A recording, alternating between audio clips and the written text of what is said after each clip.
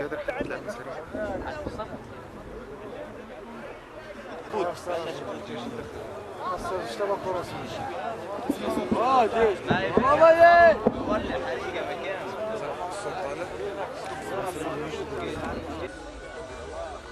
لا أراضي الرمح مالك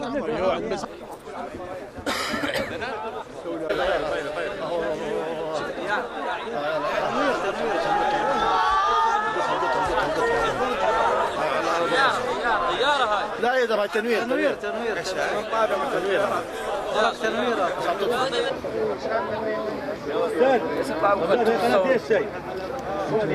ها؟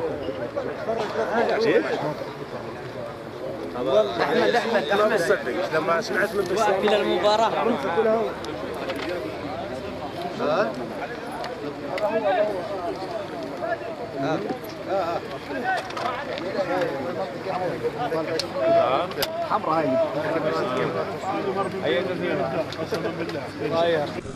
اول شيء احنا كنا قاعدين ببيوتنا زي اي يوم عادي على 10:30 تقريبا، ففجأة من بعد 10:30 11 الا ربع صار في قصف عنيف على الحدود الأردنية داخل الأراضي الرمثاوية أو الأردنية بشكل عام.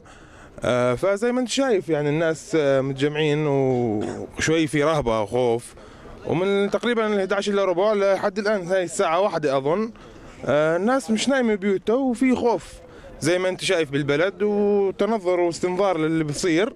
اختلف هاي المرة عن المرات؟ والله المرة هاي صار قصف بغزارة أكثر وداخل شوي الحدود الأردنية أقرب من أي مرة ثانية. مسافة هيك ولا كمسافة السيارة؟